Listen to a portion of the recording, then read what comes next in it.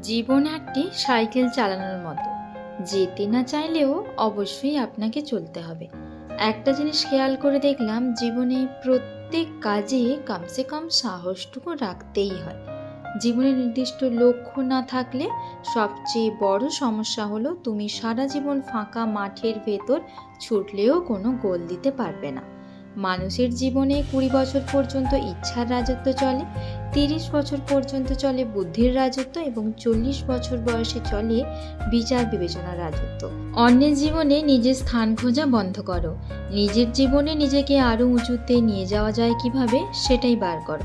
সময় হচ্ছে ধারালো ছুরির মতো। আপনি যদি সময়কে না কাটেন, তাহলে সময় একদিন ধারালো ছুরির মতো আপনাকে কেটে ফেলবে।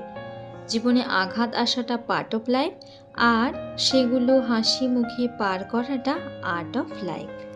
জীবনে কঠোর পরিশ্রম করুন, দেখবেন সাফল্য একদিন আপনার জন্যই চিৎকার করবে।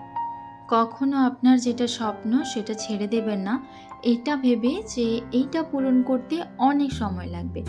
সময় যেভাবেই হোক কেটে যাবে।